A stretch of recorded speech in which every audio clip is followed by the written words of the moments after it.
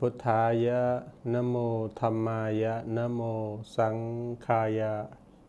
Welcome to my new topic. Today I will talk about the Heedless dies, the Heedfull do not. I see in the group of Heedfulness, Apamatawakas, and I, based on the Dhammapadas, based on the theories and the practice in Buddhism, I say this topic is very important. And why I say like that, because it's regarding to our life sustainable. And if we live this life with our heedfulness, it will protect our lives and we can contribute our life to the healthfulness, benefits and prosperities for others and loss. First of all, I would like to wishing you all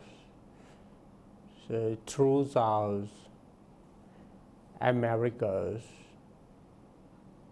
happy July 4th, early.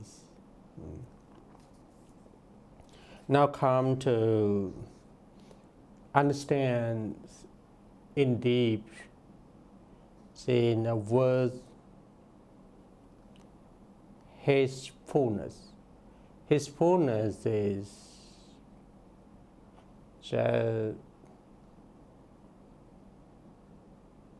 apamatas in the Pali term, and is also mean in several technical words in Buddhism, like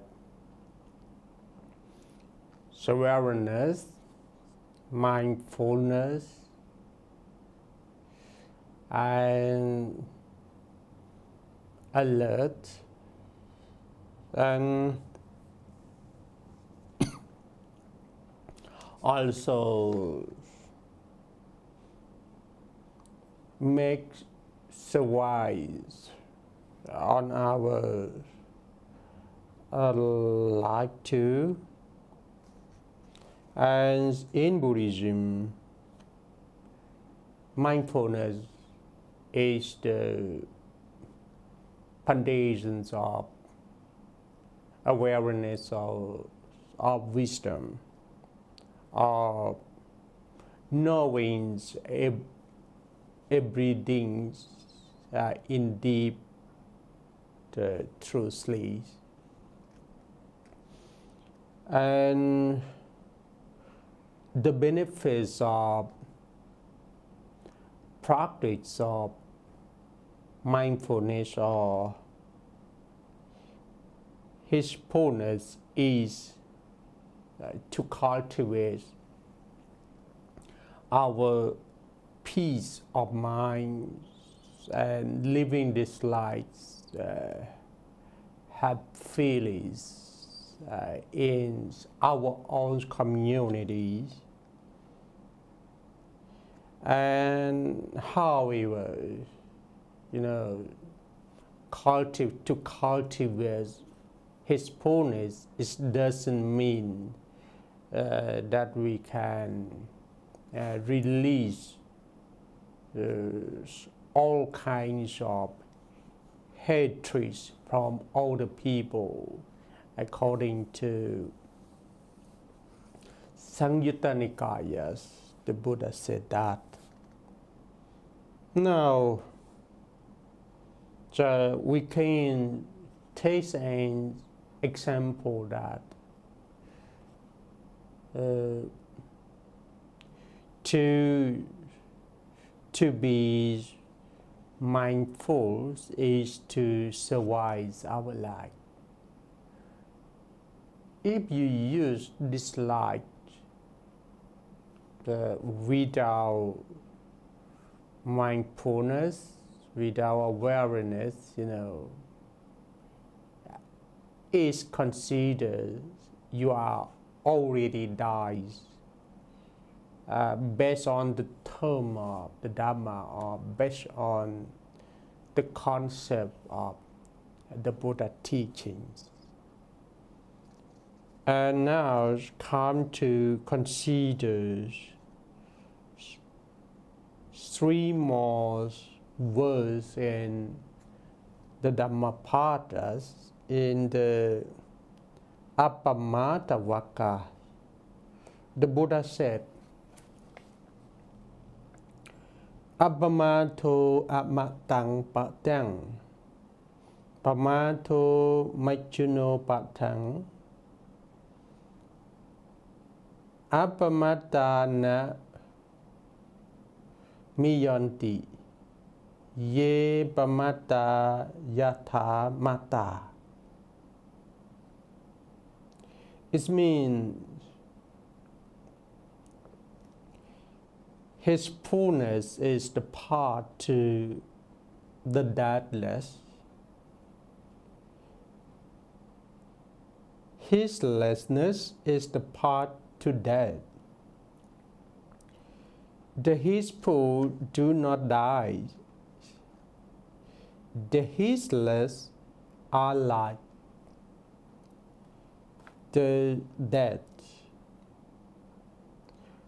For verse number 22, the Buddha said, Etang visesato nyatva appama tamhi bandita appamate pamato. Again, appamate pamotanti ariyanang kojari rata. Meanings: distinguish understanding this difference. The wise intent on His fullness rejoice in His fullness, delighting in the realms of Aryas. And the Buddha said in verse number 23, Te chayino satatika nichang talaha parakama pusanti tira nippanang yokakemang anuttarang. Meaning, the constantly meditative, the evil steadfast ones rely upon free, supreme Nibbana. So I would conclude, or I would summarize on this word that,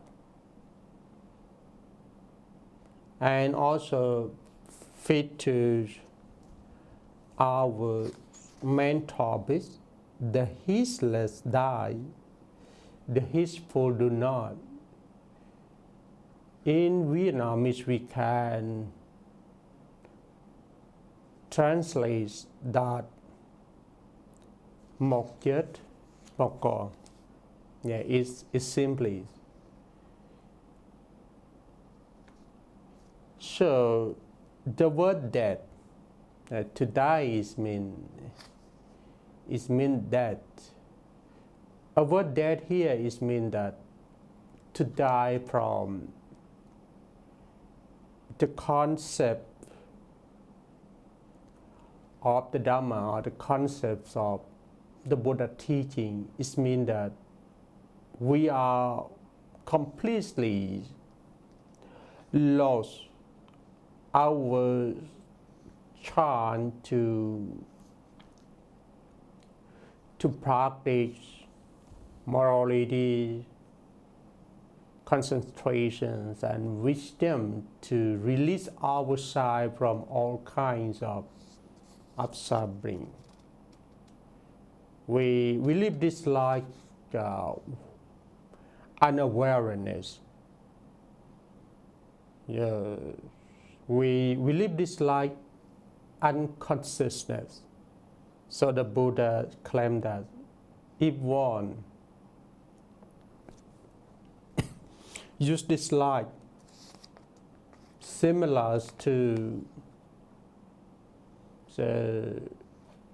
that, it considers as the dead people or the useless people. So it's also emphasized to the goal of life, to the goals of life, that to cultivate merit for ourselves, to live this life courageously, steps on the righteous path, to be a good people, to learn, to practice, to benefit others. And one more important thing, to make easily to understand these three words in the Dhammapada.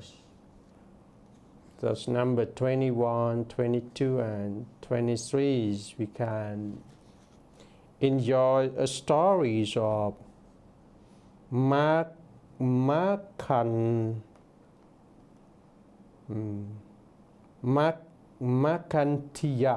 plots against Queen Samawati. Queen Samawati has many maids of owners who attend to hear every need.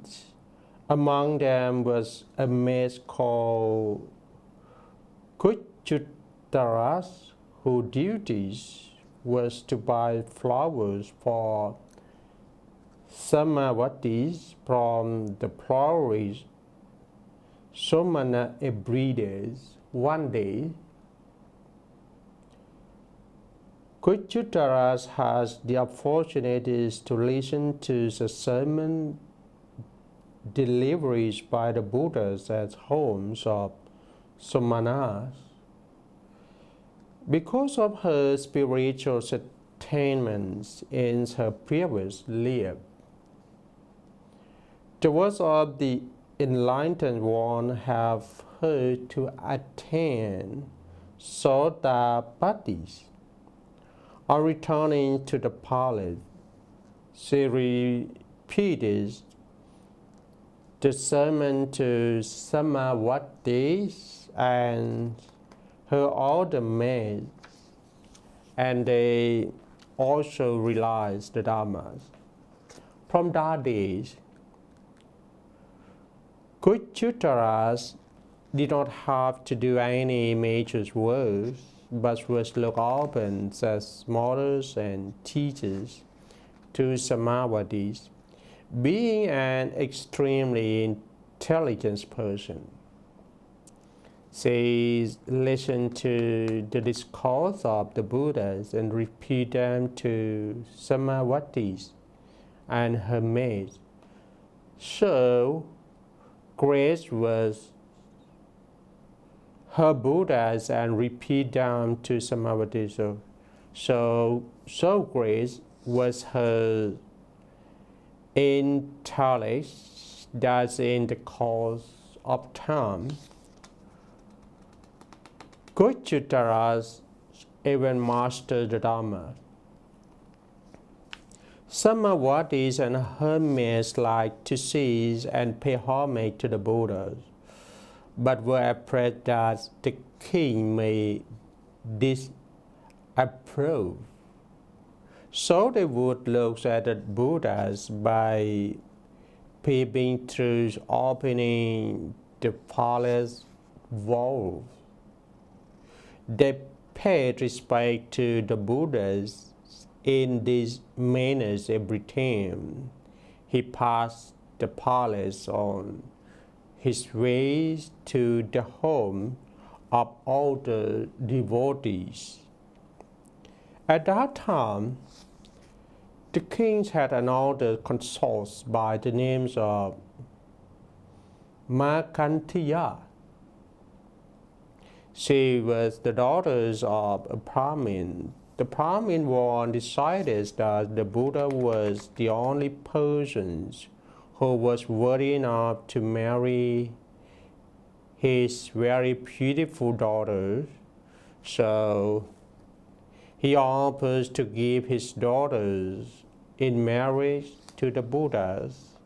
Turning down his offer, the Buddha says, even after seeing the most beautiful girl, Tanhas, Aratis, and Rakas, the daughters of Maras, I felt no desires in me for sensual pleasures. After all, that is this body which is full of filth.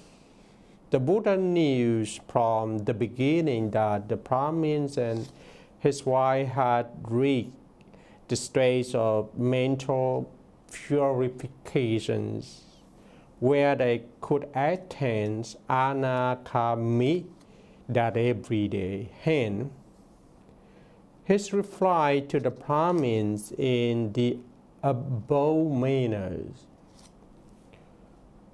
One hearing those words of the Buddhas, but the Brahmins and his wife relied that all beauties is impermanent and attained the third stage of sainthood. They entrusted their daughters to the cares of her uncles, and both joined the orders. Eventually, they attained arahanthood, but the story does not end there. The daughter Markantiya was very proud, and she looked the Buddha's words as a personal insult. She becomes very bitter and vowed to take revenge when the opportunity occurs. When the opportunity arose, later, her uncle presented Markantiya to King Utenas, and she became one of his consorts. Markantiya learned of the arrivals of the Buddha in Kausambi's and house Samavatis, and her maids paid homage to him through holes in the walls of their living quarters. She planned to take her revenge on the Buddhas and to harm Samavatis and her maid. Markantiya told the king that Samavatis and her maids had made holes in the walls of their living quarters and and was being unfaithful to him, King Utena saw the holes in the wall. But when the matter was explained to him, he did not get angry. But Samakantiyas persisted in trying to make the king believe that Samavati was not loyal to him and was trying to kill him. On one occasion, knowing that the king would be visiting Samavati within the next few days, and that he would be taking so long his lute with him, Markantiya inserted the snakes into the lute and covered the hole with the benches of flowers. Markantiya followed King Utena to Samavati's quarters after trying to stop him on the pretext that he had some premonitions and that he was worried about his safety. At Samavati's place, Markantiya removed the bench of the flowers from the holes of the lute. The snake comes out, hissing and coils itself on the bed. When the king saw the snakes, he believed Markantiya's words that Samavati was trying to kill him. The king was furious and commanded Samavati to stand and all her ladies to line up behind her. When he fitted his bow with arrow deep in poison and shot the arrow. But Samavati and her ladies bore no ill toward the king and to the powers of goodwill, metta.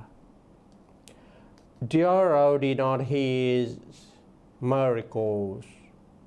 The king realized the instructions of Samavati and he gave her permission to invite the Buddha and his disciples to the forest for ample and religious discourse.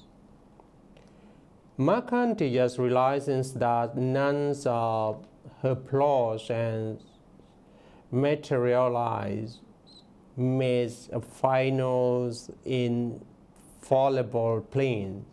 She sent a message to the uncle with full instructions to go to Samavati Palace and burn down the buildings with all the women inside. As the house was burning, Samavati and her maids of honor, being at once in spiritual attainment, continues to meditate in spite of the dangers. Thus, some of them attain the second stage of Shanhus, and the rest was also benefits before the palace was guarded with them inside. As soon as he heard the news, the king rushed to the sands, but it was too late.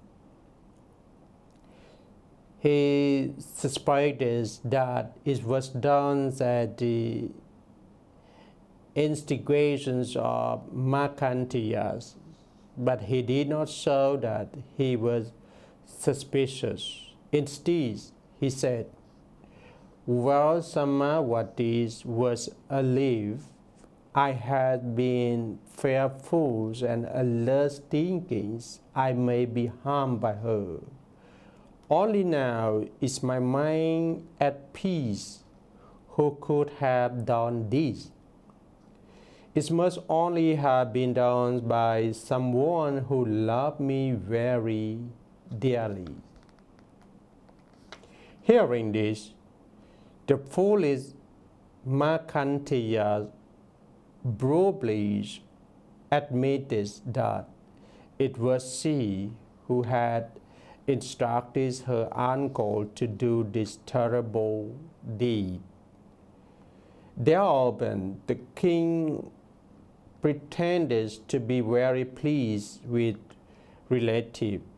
So the relative was sent for, and they came gladly.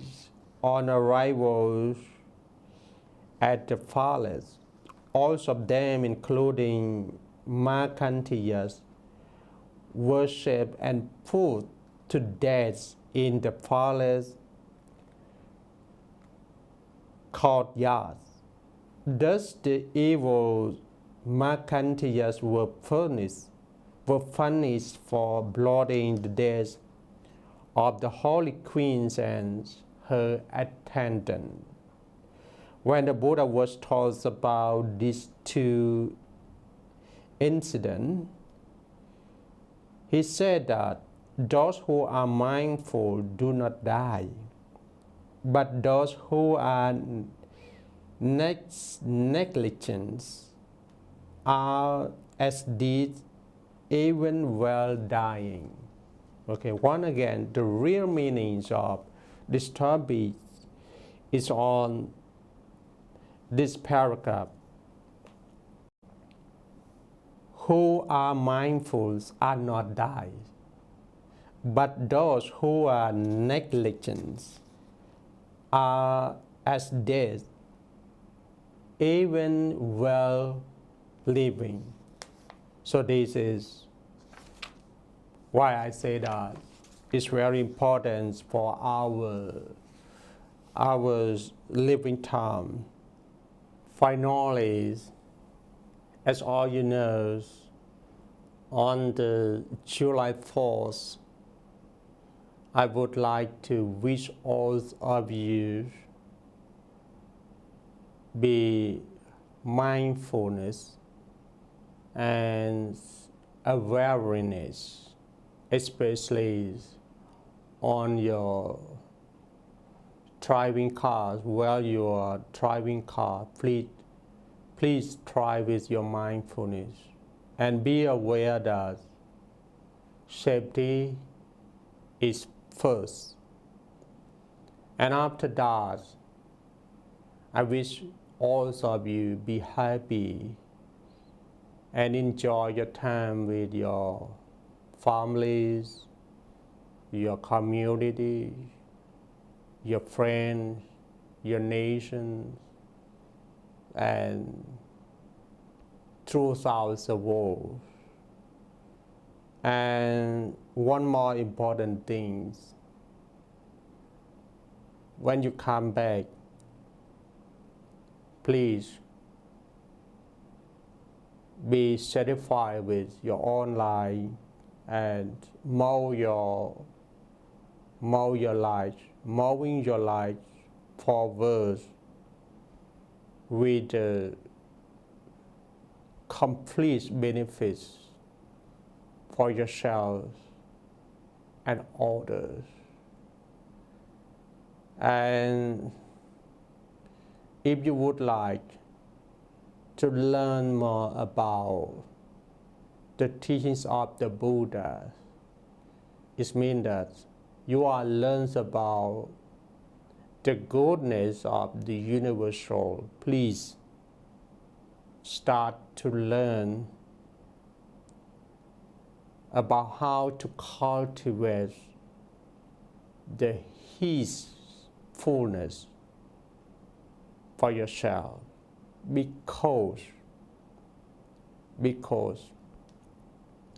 the original cause of the unawareness is the Heedless, and the Heedless leads you to die.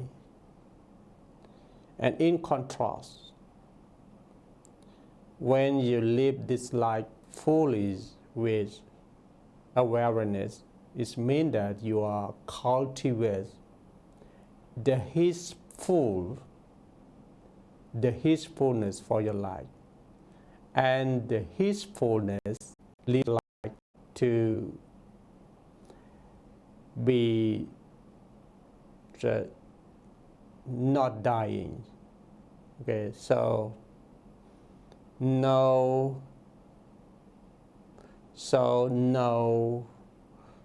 any confusions on mindfulness, because mindfulness always saves your life and yours. Namo Buddhaya.